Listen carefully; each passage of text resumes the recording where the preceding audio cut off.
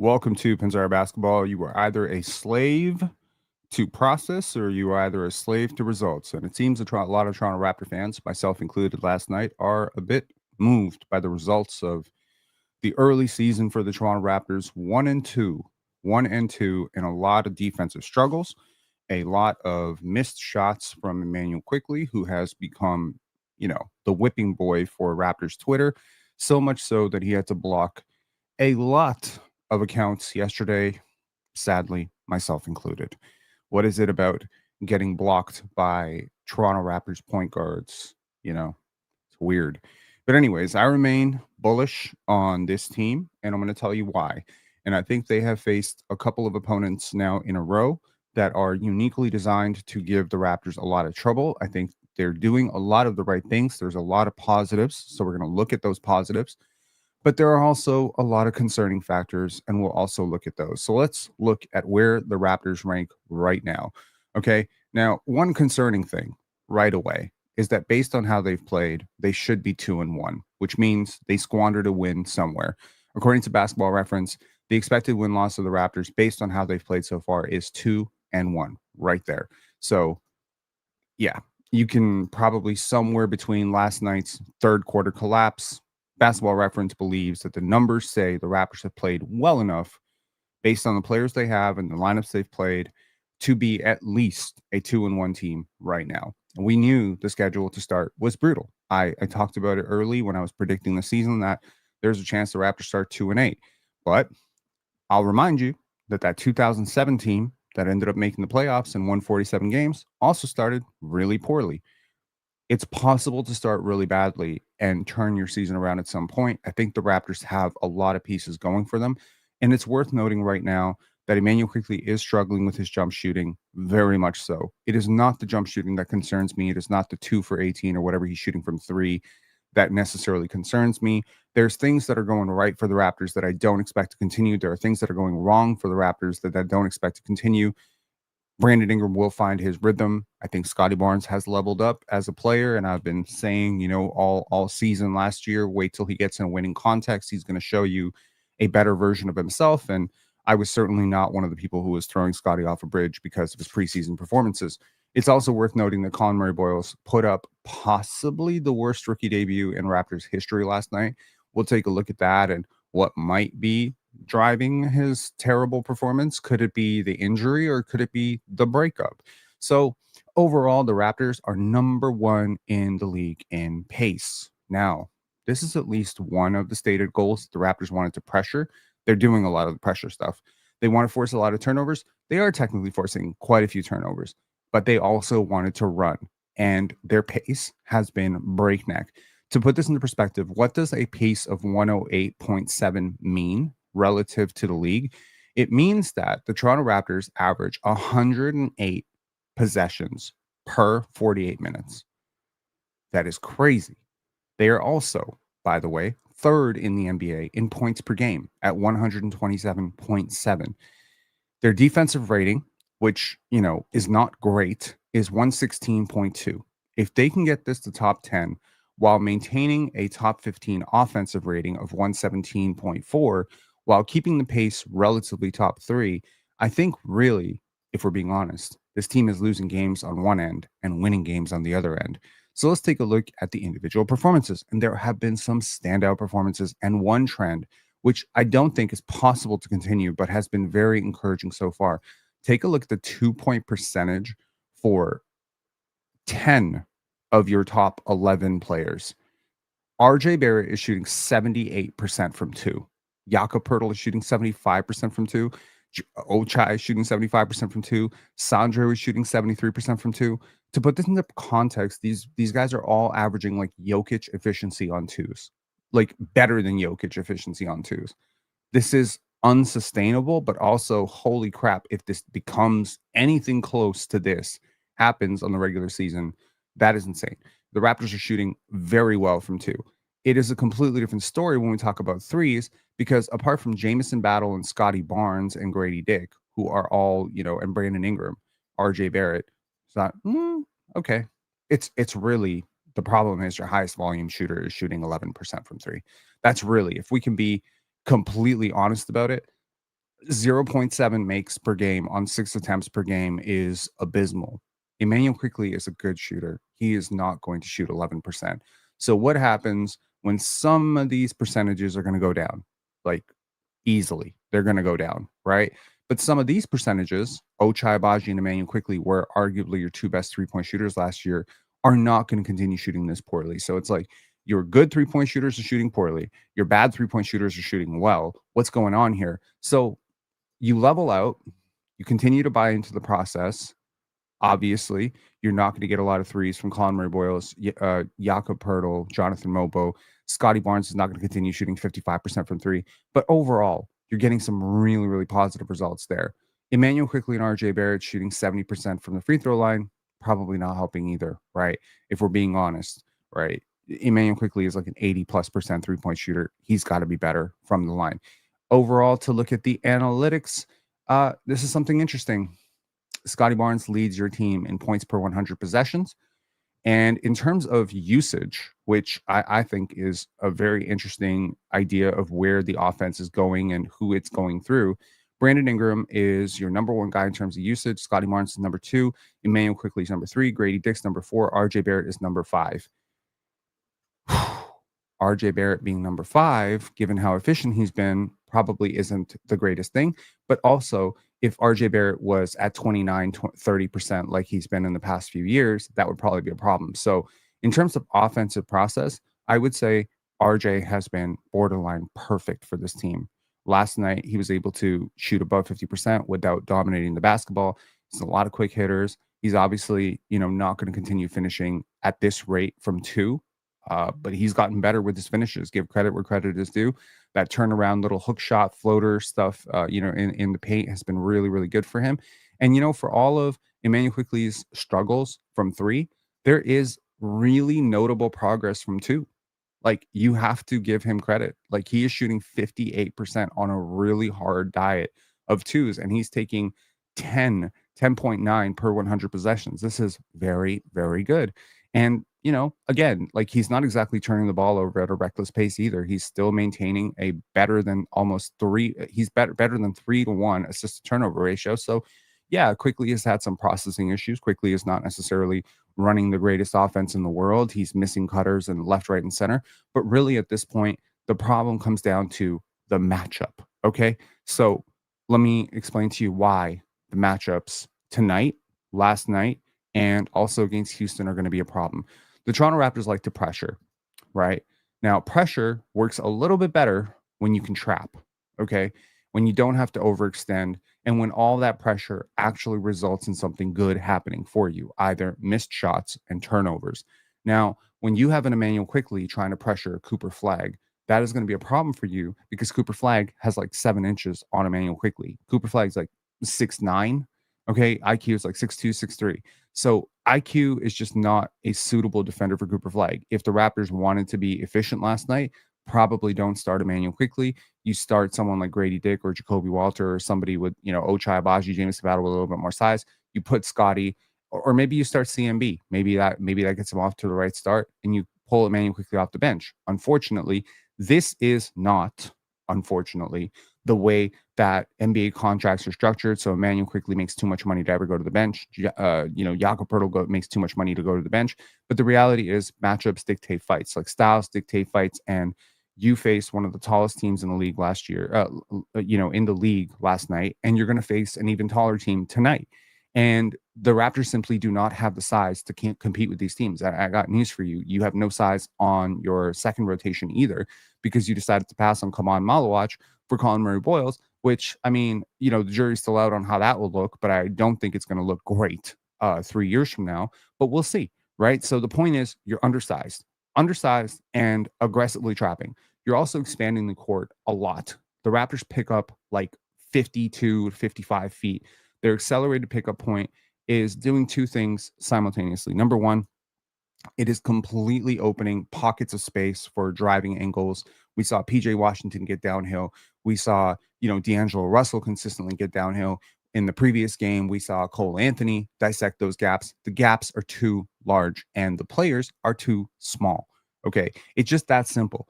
If you want to make all of this better, Emmanuel Quickley subbed out Colin Murray-Boyles problem goes away almost immediately because suddenly those gaps become a little bit smaller.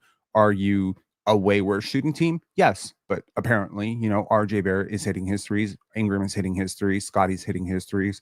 You can get away with it a little bit. But defensively, you're simply too small to be picking up this high, and you're not athletic enough to recover because Emmanuel quickly is getting lost on screens. Jakob Poeltl is nowhere near the rim protector he needs to be. The other factor of this is, of course, Jakob Poeltl, and we have to talk about Jakob Poeltl. Now, is Jakob Poeltl simply washed? I do want to point to the box plus minus here. It's a limited sample size, but take a look at how, let me just, these are your starters. Okay.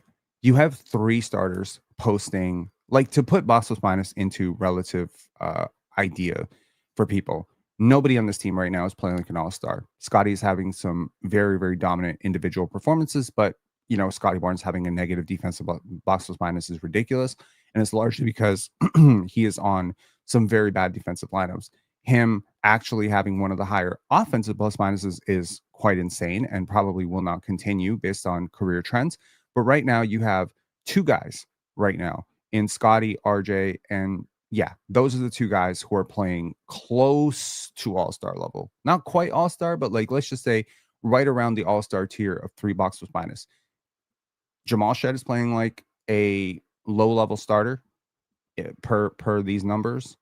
Jameson Battle, right around there. Grady Dick, right around there. Although Grady is very disingenuous because he totally stat padded last night, when the game was already over. I guarantee you he is -2 if he doesn't do that. -3 maybe. But it was just like a crazy run that we went on with Jacoby. Sorry, with Grady towards the end. So it's really Grady.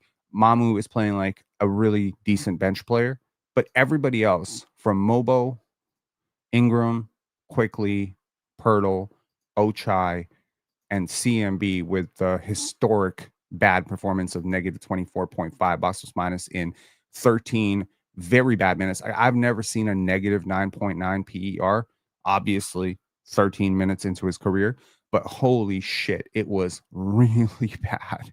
Like, he was unplayable last night, and his minutes might have effectively cost you the game. Like, it was bad. If he's not ready, don't rush him because he does not seem right. Like, he seemed winded. He was not impactful defensively. He was having troubles catching the ball. He was having trouble making contact on screens. Basically, that was not the Colin Murray-Boyles that I signed up for, and definitely not the Colin Murray-Boyles that I saw at South Carolina. So again, some historically or uncharacteristically bad performances from Ingram, Quickly, Poeltl, Abaji, and Colin Murray-Boyles. And it's just like the question right now, okay, is what does this team need to do? Right? What is it? What is the golden ticket idea? To borrow a Michael Scott term, what is the golden ticket idea for this team right now? Well, the first thing is Jakob Poeltl is not healthy. None of this works if Jakob Poeltl cannot contain some of these drives, right? He needs to be a lot better. And the blower back plus the goggles are really messing this guy up. Offensively, he isn't as good as he could be because he's dropping passes left, right, and center because he can't see the fucking pass. On defense, he's just not as great because he's not moving laterally. He's not able to extend. He's not getting, off the ground very much. The back issues are real. And if they continue throughout the season, I really don't think you have the center depth to compensate for him. You're going to have to sign somebody, or you're going to have to trade for somebody, because at this point you have a dearth of wings and you don't have a competent rim protector who can actually help. The number 3 problem really, so that's 2 problems with Jakob Poeltl. The number 3 problem is obviously RJ Barrett and Emmanuel Quickly leave a lot of cheddar-sized holes in your defense. You need to adjust. Now, obviously, aggression can account for some compensation on this. RJ is certainly trying. Emmanuel Quickly is certainly trying. They're just not talented enough as defenders to participate on the same court together. And the problem exacerbates itself even more when you add another negative defender, Grady Dick. It exacerbates itself even more when Scotty Barnes doesn't get back in transition. It exacerbates itself even more when Brandon Ingram is the low man and he's asked to recover or box out his man, because Ingram is doing a great job on the glass. He can't be in 2 places at once. So Ingram is using his length to get into the passing lanes and all that stuff. But overall, like, Ingram is not going to lift a defensive unit from below average to average. The only players on this team with that kind of capability defensively are Scotty Barnes and CMB. So Colin Murray-Boyles, I was looking forward to seeing Colin Murray-Boyles last night. He was awful. Hopefully he gets better from here. But there's hope on the horizon. Here's my hope, okay? My hope is that the Raptors are generating decent shots. They're decently open looks. Their one-on-ones in the paint are relatively open. Scotty, for all of his efficiency so far, 61.3% true shooting. He's shooting 52% from two, 55.6% from three, 85% from the line. I mean, my God, this is not going to continue for Scotty Barnes. Like, let's just be real. But the truth is, like, there's room for improvement on Scotty because he's dropping layups at the rim. The shots are open, man. Like, Emmanuel quickly smoking wide open layups. So the hope here is there's a rhythm adjustment to playing this hard, right? There's a rhythm adjustment to having to extend your defense this far, compensate so much, and get so little in return for it. Because the hope is that all of this extension on defense, the short stints, the blitzing defense, is going to result in turnovers and easy baskets, which will compensate on some end for tired jumpers and short jumpers due to tired legs. That's not really happening right now, because what's happening right now is a lot of activity and a lot of wide open drives and dunks and threes for the other team. So the Raptors need to find a way to recover. And I guess my hope here is a few pronged. Number one, healthy Jakob Poeltl will help a lot. Number two, if Emmanuel quickly hits his shots, you're probably 3-0. Like, if Emmanuel quickly shoots 38 to 39% from three on that volume, you win the last two games. Like, you were in both of these games. You didn't exactly lose these games by blistering amounts. Okay, you didn't exactly get blown out by the Bucks. Last night, you did get blown up in large part due to the fact that Emmanuel quickly cannot make his shots. And so those are two things that I think can get better and will get better going forward. Number three is the hope here is that you're getting a lot of really, really tough matchups out of the way early. Again, you are a large team on the wing, right? But against teams that are equally large, you're small, because teams that play double big lineups like the Houston Rockets or the Milwaukee Bucks, or last night playing against Lively, AD plus Flag, you're just so much smaller than these teams. And all of your aggressive trapping and all that stuff is leaving so much size at the rim, which is creating loads of problems, which are being exacerbated by the fact that Jakob Poeltl simply cannot guard a soul right now. And all of that being said, I don't think Jakob has been necessarily bad on defense. It's just you need him to be an overwhelmingly positive player on defense, and I don't think he has been that. Let's take a look at the lineup data in terms of what lineups are doing what through 3 games. So again, through 3 games, which is a 38-minute sample size of the starting lineup, you're posting a negative 17.2 net rating.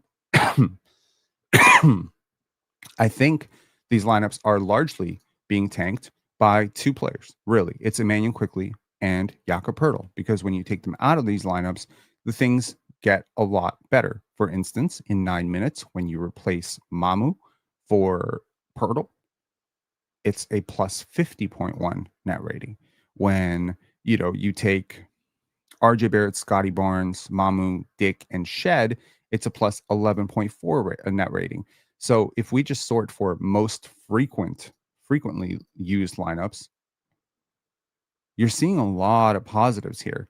And then you have this one negative here, which is the Colin Murray-Boyles lineup, which was a negative 54.5 net rating. Holy shit, we were bad during that stretch. Then you have another Colin Murray-Boyles lineup, which was actually plus 27.3, which kind of makes up for what was right and wrong with that lineup. Overall, if we look at 2-player lineups, and this is to look at your most frequently used 2-man, you're going to see a trend here. In 86 minutes, Ingram and Quickly have a negative 8.1 net rating. Barrett and Barnes have a plus 4.6. That's the tail of the tape. It's the synergy between some of these players is just not hitting right now. Ingram and Barnes are negative 13.6. That's not good. Those are your 2 best players, and they're negative 13.6 in 62 minutes. Poeltl and Barnes are negative 25.3. Again, Barnes and Mamukelashvili are plus 22.5. There is an almost 50-point net rating swing when you replace Mamu for Jakob. And again, this has a lot to do with spacing. This has a lot to do with the types of shots you're able to create when the paint is a little bit more open. Scotty needs the paint open. Jakob needs the paint open. Every single player on this team needs the paint open. And when you have 4 players who need the paint open and cannot space the floor correctly, you have spacing nightmares. The Raptors need to get ahead of this before they get behind it. They need to make some adjustments, but they're talented enough to compensate for it. There's depth behind these players like Ochai and Grady and Jacoby eventually, if he ever gets into the lineup, Colin Murray-Boyles, Sandro Mamukelashvili, Jamal Shed, who I think can take a step up. And I think if you want a silver lining from this early season so far, Detroit looks shaky. Orlando looks shaky. Boston looks like they're about to go into a full tank. Miami does not scare me. The number of quote unquote juggernauts in the East really don't exist. You know, the Pacers have looked very shaky. There's really not a lot of teams that should finish ahead of you in the standings. And one of those teams, surprisingly, might be the Milwaukee Bucks, who have found a lot of synergy playing Giannis with 4 shooters. And I think the Raptors can actually take a note from the Milwaukee Bucks, which is weird to say that Darko Rajakovic, who I think is a very good coach, can take a note from Doc Rivers, who I think is a very bad coach. But the reality is, if the Raptors want to win basketball games, they're going to have to minimize the damage that their starting lineup does. Number one, by getting their starting lineup hitting their shots. Jakob Poeltl, Immanuel Quickley getting locked in defensively. Number two, finding a way to find positive synergy with the bench units and transitional lineups. And again, I think you have enough evidence to suggest that some players on your team have really, really good synergy. Those players are, so far, at least. And I don't know if this is going to continue, but Barnes, and to look at the net ratings, Poeltl in battle. Again, limited sample size alert. Ingram in battle. Quickley in battle. Wow, a lot of battle. Barrett and Mamukelashvili. Shout out to the Revered connection. Abaji in battle. Are you seeing a trend? There's always a shooter involved. Barrett in battle, shooter. Poeltl in battle, shooter. Mamukelashvili and Bobo, shooter. Ingram in battle, shooter. Quickley in battle, 2 shooters. Barrett and Mamukelashvili, shooters. Abaji in battle, shooter. Like, all of your positive 2-man lineups involve at least one shooter, with the exception of this lineup right here, which is Barrett and Murray-Boyles. But it's like every single lineup involves a shooter. Here, there's the second one right there, Barrett and Shed, not exactly a shooter there, but the vast majority of them do involve one of like a positive spacer, you know. And again, this Shed Mobo lineup, that's a garbage minutes boost, right? I think that happened last night. So that's a little bit the problem with early sample size or small sample size bias, which is you're going to get a lot of garbage time minutes, and you probably I probably should have filtered out for garbage time minutes. So, but when we look at your worst, you almost always have a non-shooter involved. Poeltl, Murray-Boyles. Oh my God. Barnes in battle, right? Poeltl and Barrett. Poeltl and Barnes. Poeltl and Abaji, right? Ingram and Barnes. They all have one non-shooter involved. So again, it kind of goes to the point of saying that this will get better once your schedule softens up a little bit. And do you trust the process of the Toronto Raptors? Like, do you trust what they're doing? Yeah, sure I do. You know, dialing back aggression is a lot easier than scaling it up. I've said this many times. What the Raptors are trying to do is implement good habits. Scramming, picking up higher is harder. The higher you pick up, the more space there is for, you know, the defense to attack angles, right? You consider the simple geometry of the basketball court, right? Do y'all remember? Please give me a W in the chat if you remember the game that Scotty Barnes had against the Brooklyn Nets. Do y'all remember that game where he went completely crazy in the fourth quarter and he was dominating Ben Simmons and, you know, dunking on Kevin Durant and all that stuff, right? Do y'all remember that game? What happened in that game that unlocked Scotty Barnes? For some inexplicable reason, Ben Simmons started guarding him at half court. That's what unlocked the whole thing. Because once you start guarding competent drivers and decent ball handlers at half court, and there isn't the right help, recovery, defense behind you, all of that pressure is just opening up driving lanes for the player being pressured. It is opening up the screening coming higher, which leads to wider angles. You're creating spacing for other teams by picking up higher. So, all the Raptors would need to do, potentially and theoretically, if they just wanted to win these games, is stop picking up so high because it's not working, right? Now, IQ is a joke. His contract is top 3 bad league wide. I think Emmanuel Quickley is taking a lot of slings and arrows over the last 24 hours, and I would like to offer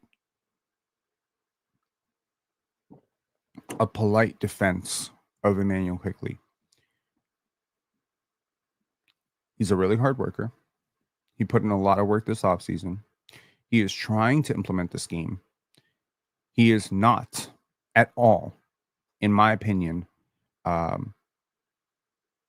just going outside of himself defensively.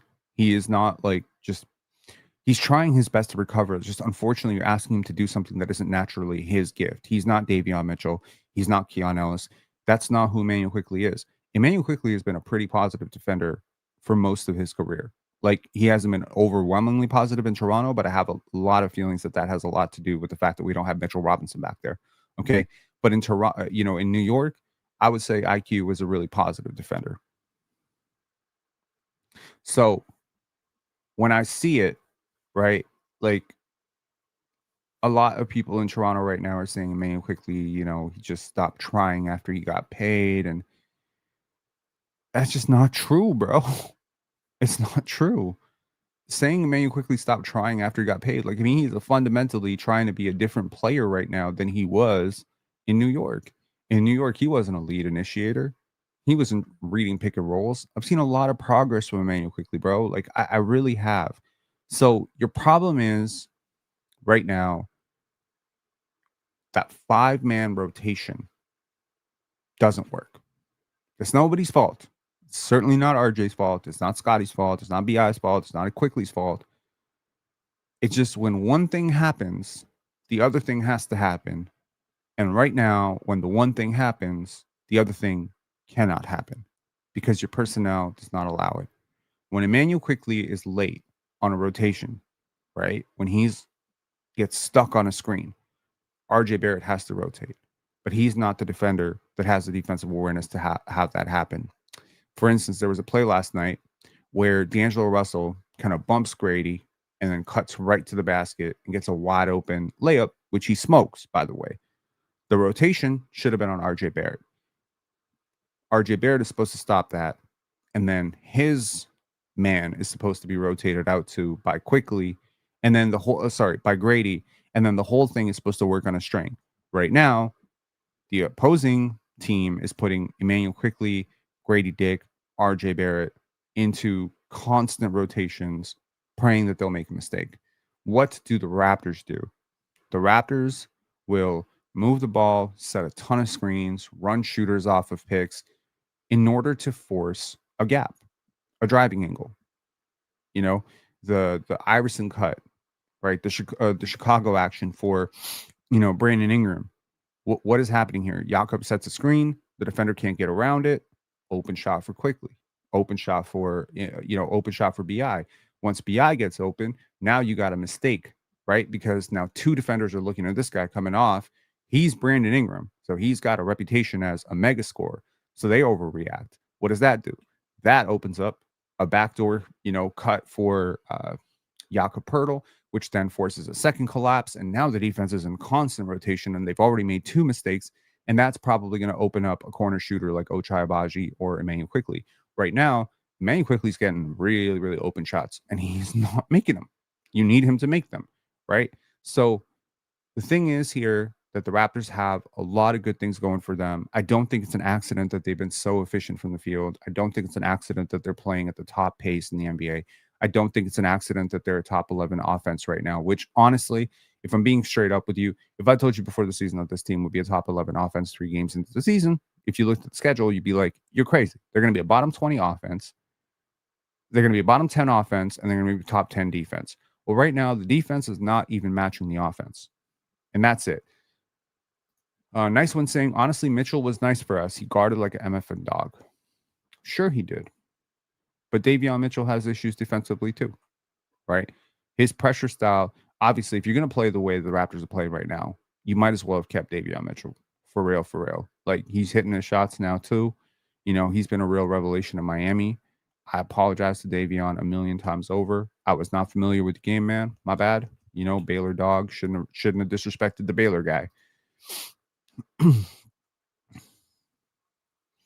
Jay Powell saying, Rob, this is the energy I was expecting from you last night. Pause.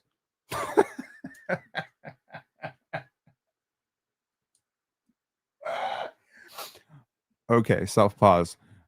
This team needs 25 games to gel. Starters haven't played many minutes together.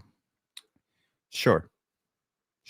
Like, no, look, I'm not drinking copium on this team, right? Like, I am very, very well aware the starters are doomed to fail on a lot of different levels. What I'm saying is they're not doomed to fail this badly, right? You look at the lineup data, right? You look at the starters right now. I can tell you with some degree of certainty, they're not going to be negative 17.2 bad. When Jakob Poeltl and Emmanuel quickly start playing well, I expect after 25 to 30 games, if this, you know, team stays together and they continue to start these 5 players together, I expect this number to go down to like -4, -3. Okay. Now, if we look at the San Antonio Spurs, let's take a look at their starting lineups. Okay. Their leading minutes is Harrison Barnes, Devin Vassell, Julian Champagny, Victor Wembanyama, and Steph Castle. Those are their starters. Look at what their net rating is. It's a 12.5. Their second most frequent lineup, which I don't think they're going to have Luke Cornett tonight, it has a positive net rating. The third lineup, which has Carter Bryant in it, shout outs to Carter, shout outs to CB, man. Fuck, we killing it. Has a negative 67.4 rating. Carter has been really tough to start this season. I was just talking to never mind. I was just talking to someone about it. He's going to be better, but you know, he's making a lot of mistakes right now. But you see this lineup here in 6 minutes. Again, they haven't played a ton of games right now, but Luke Cornett, Keldon Johnson, Devin Vassell, Victor Wembanyama, Dylan Harper, they have a net rating of 60.4. So they don't have a lot of negative lineups. If we're being honest, right? Their negative lineups are like 1-2 minute lineups. So they have synergized properly most of their lineups, and they're just not playing their worst lineups. That's the number of bad lineups they have. If you total up the number of negative lineups they have, it doesn't even equal what the Raptors starters have had. You understand what I'm saying? Now, here let's do a real quick preview of tonight. Okay, real quick preview of tonight. Before I hold on one second.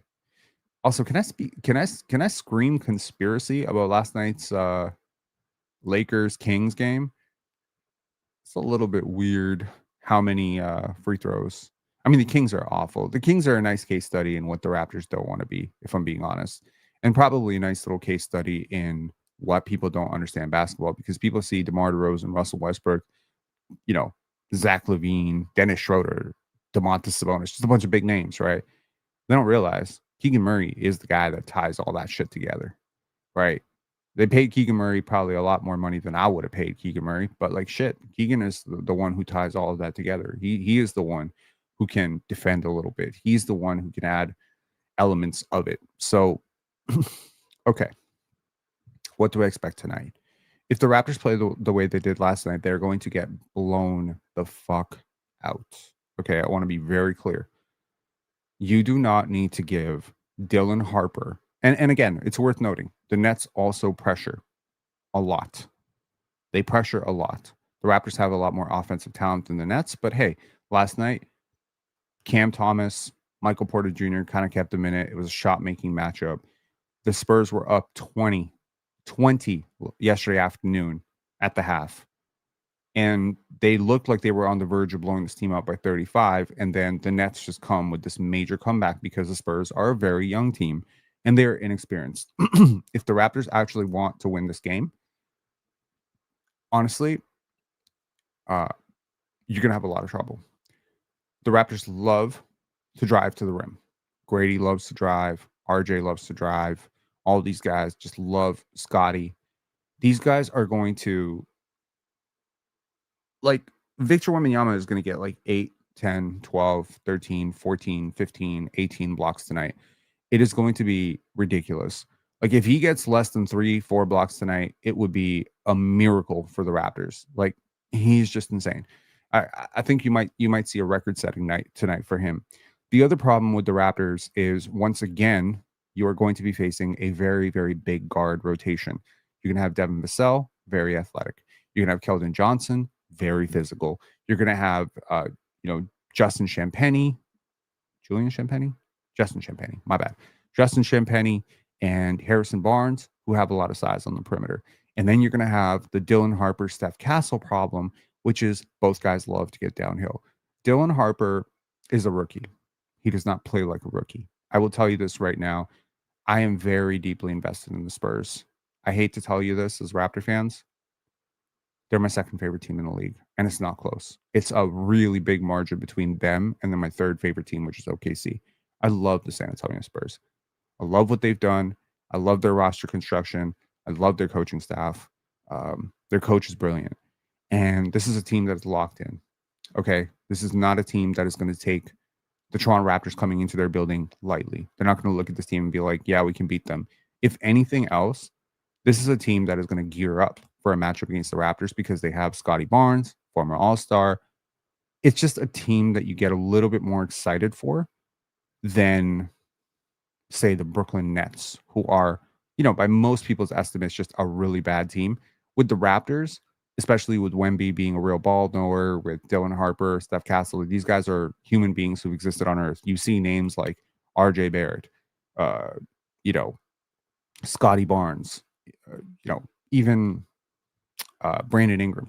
These are names that everybody is familiar with. People are on red alert. Okay. The problem with the Raptors right now is no one is just taking you lying down. No one is looking at you like they're looking at the Washington Wizards where you're going to sneak up on somebody. No, like, you got a very expensive upper rotation for a reason. These are some big name players. You have 3 really high ticket, top 5 pick, lottery pick type of guys. You're not going to sneak up on anybody like the Raptors, we the North, with Kyle Lowry and DeMar DeRozan, where no one was just really taking them seriously. No, these are big ticket names. These are guys who've been all-stars, top 3 picks, McDonald's All-Americans. Everybody's familiar with these guys. They're very high on the scouting report. So, you look at a guy like Victor Wembanyama, and he's going to take tonight as a personal challenge. I don't think they played the greatest game overall last night, but they, despite almost blowing the lead in the third quarter, towards the end of the fourth quarter, they ended up winning by 10 anyway, right? So when this team decides to turn it on, it's going to be really hard. Number 2, the league is really protecting Victor Wembanyama right now for good reason. Obviously, he's frail. An injury to Wemby would cost them a lot of money. I often say this in life and in basketball: follow the money, right? So when it comes to Wemby, you can't touch him. Right now, he's going to get Michael Air Jordan treatment. You're going to foul out your entire team if you try to be super physical with him. I'll guarantee you this: touch him with a finger. If he falls over, it's a foul on you.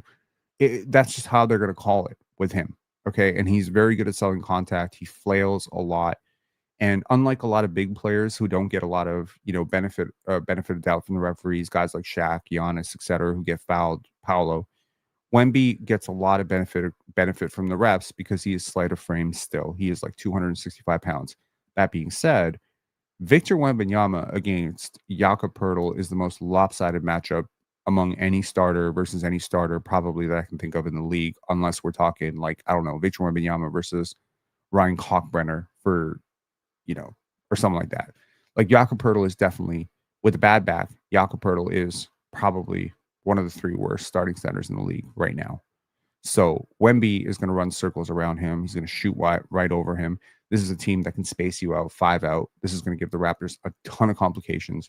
And if you are going to unlock the Spurs their offense by picking up Dylan Harper and calling, and Steph Castle like 50 feet, they're going to destroy you. Like, I mean, absolutely destroy you. Like, they could beat you by 25 to 30, maybe 40 points tonight. So if the Raptors are going into this Thankfully, the Raptors are going to be on red alert. They're not facing a winless team. They're actually facing a lossless team. So I think the Raptors can be relatively competitive in this game if they manage their help side rotations, if they don't overhelp on Wemby, if they keep their fouls down. And yeah, Kieran Hall, maybe the Blue Jays will be a much better watch tonight. I'm sorry to say, I think Toronto's going to get 2 L's tonight, but I'm really hoping that Toronto gets 2 wins. That's sort of like my prediction. I'm expecting the Jays to lose in LA, and I'm expecting the Raptors to lose in San Antonio. But hey, man, stranger things have happened. Like Austin Reeves going off for 50 points against Sacramento Kings, and the Lakers. I still can't get over this. Like, how the hell did the Lakers?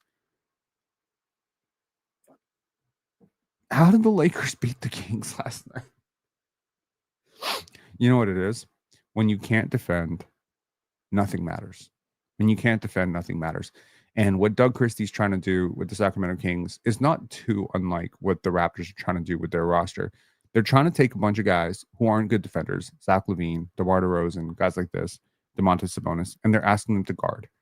You need to lean into who you are at some point, right? Now, I said this live is going to be positive, and it will be, right? Gregory saying the Jays will win tonight.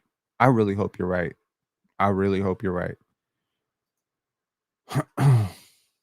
Nice and saying, do Scotty and Brandon even play tonight? Those motherfuckers are limping again.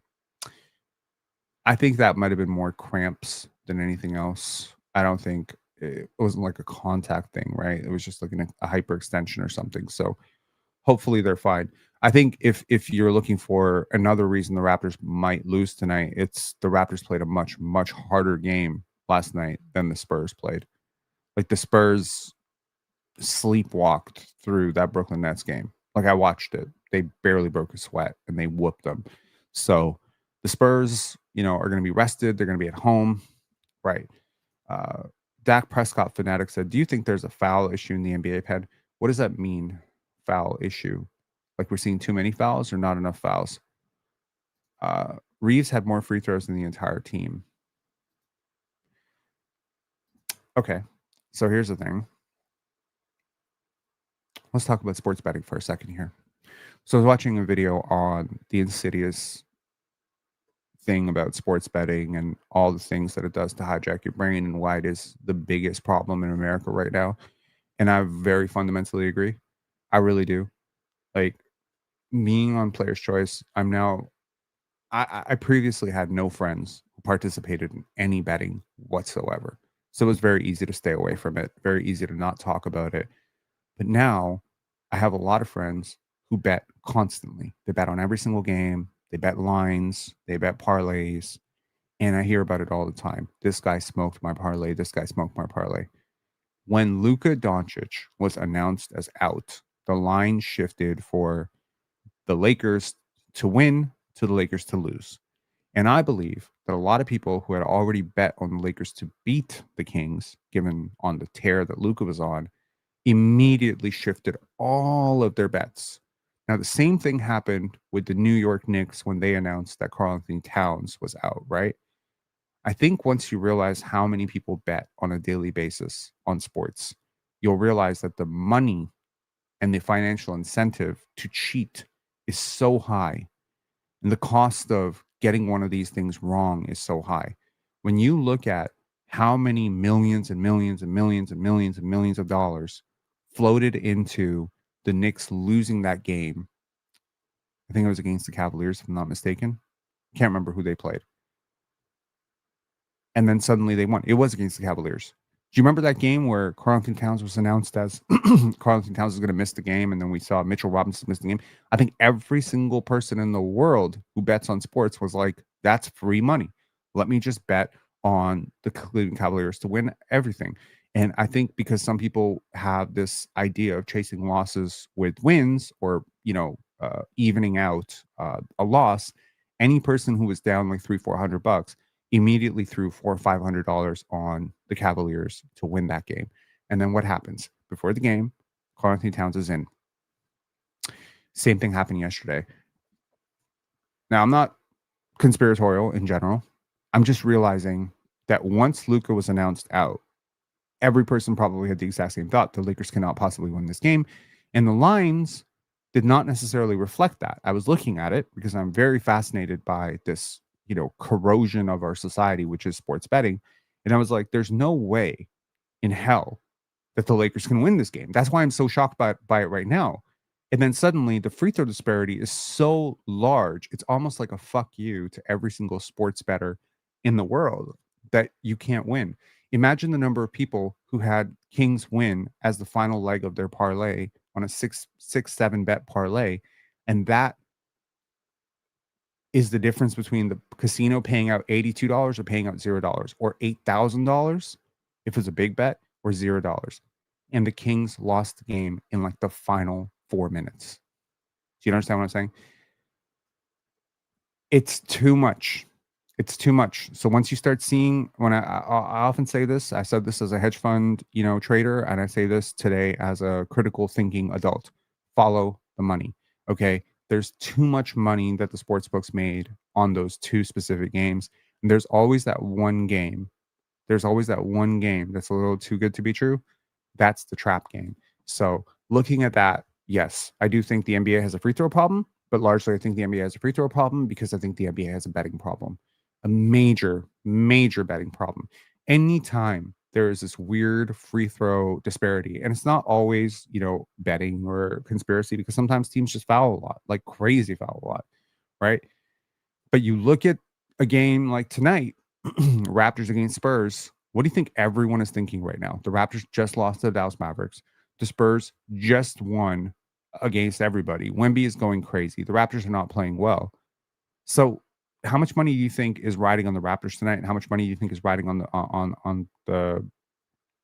the Spurs, right? Now, if the lines were relatively even, that would give you an idea that I think the Raptors are probably going to have a chance tonight. But the lines are not very lucrative, so I don't think the Raptors have a chance. But it's sad that these sports betting companies like FanDuel and things like this, they actually, I would probably estimate that they make as much money as the leagues that they're betting on. It's a real problem. So, all I'll say is, if you've ever gotten an email from anybody that says this is a free bet, risk-free bet, don't do it. Please, God, don't do it. Don't start. You won't have a problem. The minute you start, I promise you, the entire freaking thing is designed to hook you for life. Okay? And you're going to have this, you think you're better than it. You think you're too smart for it. You're not. You're not. KP saying, we got a Hall of Famer on the mound. We good today. Who is the Hall of Famer? Please let me know. Nice one saying, glad I never got into gambling. Good for you, man. If you can go an entire life without gambling, you have. I've lost friends who gamble for real, straight narcissists. A King's Ransom saying, just buy stocks, gamble on Fortune 500 companies. I got into investing when I was 18 years old, and a friend of mine who didn't understand investing said, so you're gambling. Investing is not gambling. I want to be clear about that. Investing is not gambling. If you have any clue what you're doing, there's risk involved in both. But yeah, Haroon saying gambling is haram anyway. Well, if you have a religion that is able to save you from gambling, good for you. I just think there's better ways to make moolah. Not only are there better ways to make money, there's literally not a worse way to make money. If you are somebody who struggles with gambling, I will say this. Never, ever, ever think of it as a way to make money. It is not a way to make money. It is a guaranteed way to lose money long term. Not taking sports betting sponsorships is one of the biggest tells about your integrity. Yep. My goal is that by the end of my life, I will have rejected a full $1 million of sports betting sponsorships. I'm up to about 70,000 right now, like $70,000. I actually have a little folder where every single time I get an email from a sports betting company that says like, oh, we would like to sponsor you for $2,000 a month for 3 months or whatever, I will take that and I will say no. And then what I do is I take that 2,000 for 3 months and I put it into a folder on an Excel sheet, and that becomes a $6,000 that I rejected. I'm actually building up a folder, and I consider that folder what I call like real wealth. That's my real wealth, right? I will never ever, like, I could be destitute, I could be homeless. I mean, I touch wood. I don't think I'm ever going to be homeless or destitute. There's no force on heaven or earth that would ever get me to take a betting sponsorship, ever. It is so bad. You have no idea. It's so bad. So bad for you, man. Carvin Chung saying there's gambling in stocks too, options, penny stocks. Gambling is instant gratification, proper investing, buying. Okay, S&P 500 investing over time. So, okay, let me devote the last 10 minutes of this to help you. This is what I can do for this community. How about this? Let me put on my CFA genius investor hat. I'm not going to give you stock tips. I will never do that. But what I will do is I will give you the pros of investing when you're young. Okay. So again, over time, long-term investing, I can tell you 100% the process of investing will change your life. Okay. Investing in the S&P 500 over 20 to 25 years is almost always a positive thing. It is probably better. Like, I always believed in investing brick and mortar, right? Businesses, real estate. So unfortunately, I decided to park a lot of my money in real estate when I was younger. But if I can go back in time, I probably would have kept it more fluid. Stocks can be volatile, but if you're not emotional about it and you have a long-term strategy, I would implement, if you're capable, again, a lot of people don't have the disposable income to do this, but I would implement a 40-40-20 rule.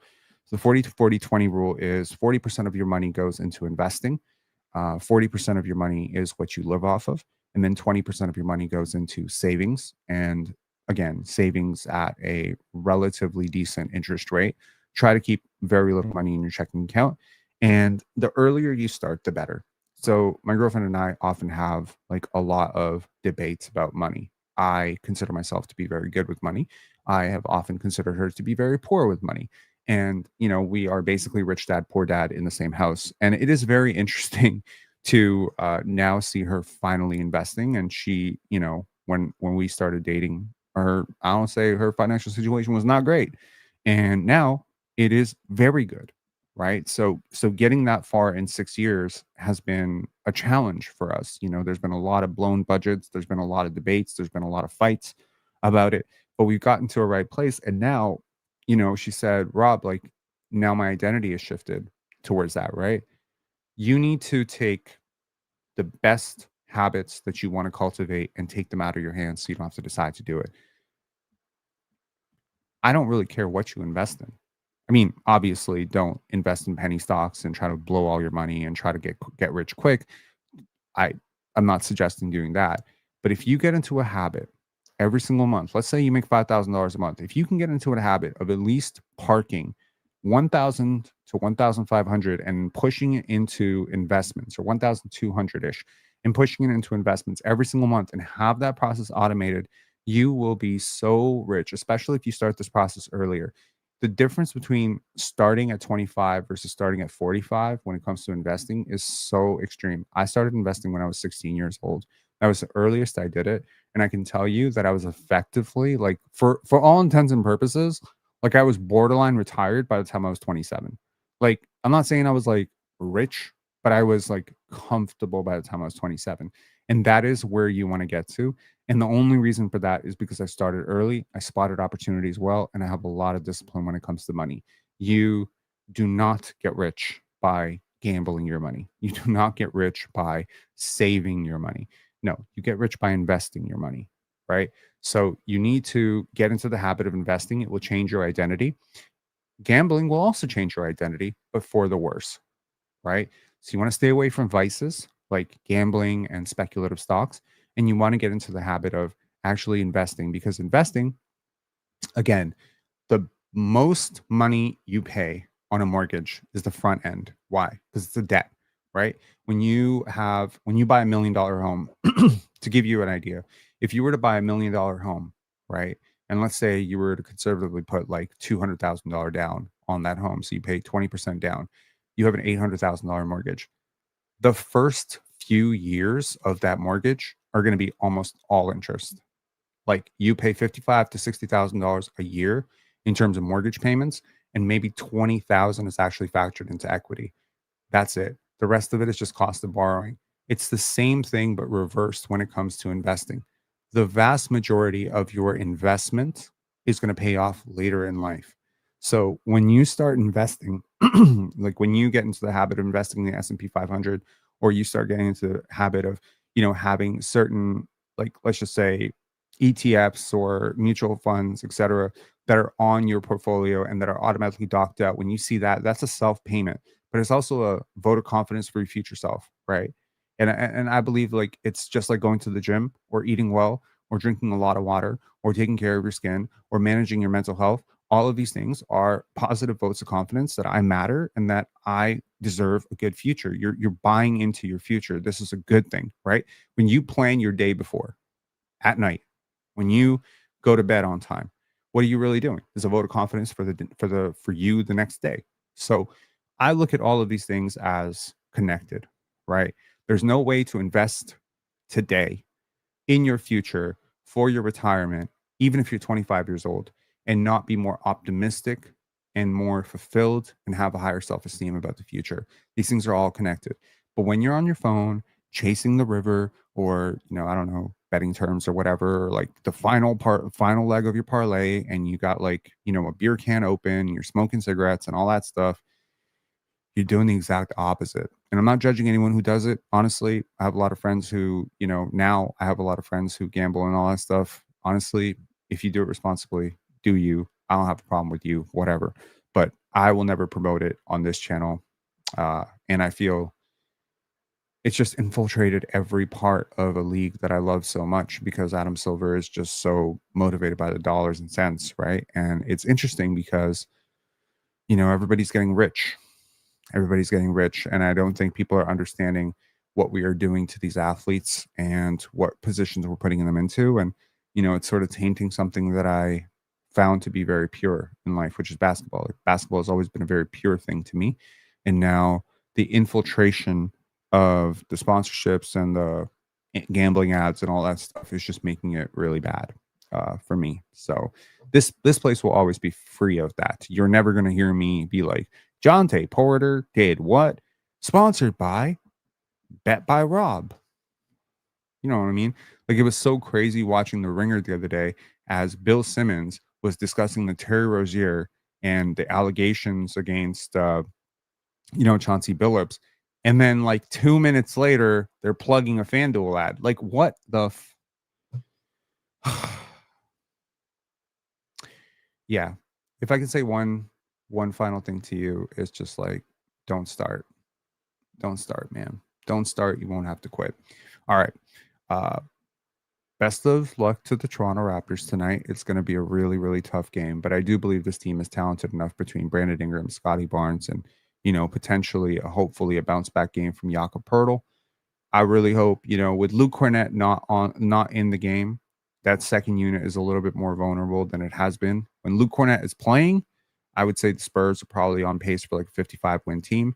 But when he's not playing, they're probably more like a 46-win team. So I look at that and I say, it's winnable without Luke. And, you might think like, Luke Cornett, what a big difference is he going to make? He makes a huge difference, because right now you're going to be playing a second unit that involves former Raptor Bismack Biyombo. And I do think Bismack is vulnerable offensively and defensively right now. So we'll see how the Raptors do. Hopefully a bounce back game for, Colin Murray-Boyles. And I do want to say, Colin Murray-Boyles is a young kid who is like, I think 20 years old, and he is going through probably the most significant, very public breakup. And I really, really hope that this does not tank his season, because right now I'm looking at Cedric Howard. I'm looking at Kaman Malawach. I'm looking at the number of players that are really shining out in this draft. And I'm like, Lord help me. If we screwed up on this pick, it is going to come back and bite you for the next 10 years. You had to get this pick right. I think you got it right. I think CMB has a track record of being a lot better than he showed last night. But another few performances as lackluster as last night, because I'll tell you right now, in my wildest dreams, I could not have imagined him being as bad as he was last night. So that was an uncharacteristic performance. I watched a lot of Colin Murray-Boyles between his first 2 years at South Carolina. That is the worst 13 to 14 minutes of basketball I've ever seen him play in my life. It was nothing good, nothing good to say about it at all. So, you know, defensively, offensively, the processing, saving the basketball into your own backcourt, like he costs you wins, like he costs you minutes last night. The 13 minutes he played were the difference in the game. So, it's it's bad. It's really bad. So Darko's gonna have to manage his rotations a little bit better. And if CMB needs some G League reps, don't overthink it. Send him down to the G League. Play Mamu a little bit more. Mamu's obviously great.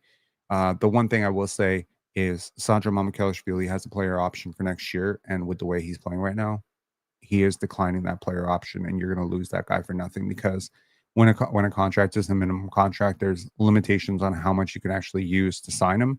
You're not going to have his bird rights, so you're going to have to use your mid-level exception next year. You need to start thinking long-term right now about re-signing this guy because honestly, you finally found a center who can shoot, drive, pass, and isn't completely atrocious defensively.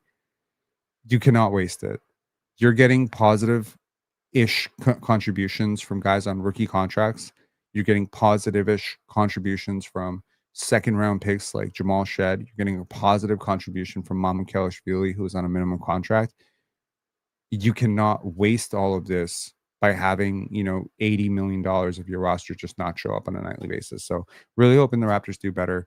And hopefully this live made you feel a little bit better about how the Raptors are going to do. I mean, Jamison Battle's been awesome, and he is an undrafted free agent. I mean, and I have a feeling when Chucky Hepburn eventually cracks the rotation, if Emmanuel quickly gets hurt or something, I think he's going to be really positive for this team as well. So, this team might be a trade away at some point, and I'm starting to think, is Jacoby in the doghouse right now because he shot really poorly in preseason? I don't know, man. Haroon saying any hope for a trade for a starting setter? I will remind you, Jakob Poeltl is owed nearly $120 million over the next 5 years. 5 years. So yeah, that extension is really, really going to bite the Raptors in the ass, man. I felt it the second they signed him, and the only saving grace on that extension is he is a really, really valuable expiring contract in the second to last year of that deal because only $5 million of that final year is guaranteed. So I think he's kind of on his last NBA contract, and you gave him the money for it. He's not going to be. This is his last big contract. Like that next contract for him, per my estimations, is going to be a minimum contract. He's going to be a minimum contract player after that contract. So the Toronto Raptors continuously overpay players. Emmanuel Quickley, Jakob Poeltl, right? And now you got RJ Barrett, who's playing out of his mind, Mamu, who's playing out of his mind. And, if Ochai turns it around, Ochai could be playing out of his mind really soon as well. And those guys aren't, they don't have extensions. So it's like all that money you spent on Emmanuel Quickley and Jakob Poeltl, and now you're going to pay for it because you won't have the proper pieces to put around them.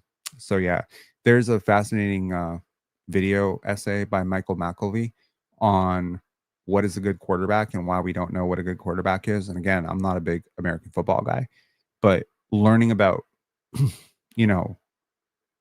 how much fluctuation there is in quarterback performance based on the players around them, it makes me think if I could properly design like a 3 to 4 a 4-man rotation around Scotty Barnes, what would it be?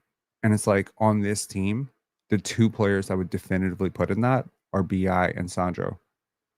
But Scotty is not the power forward in that situation. He's the point guard. So it's like, or he's the shooting guard.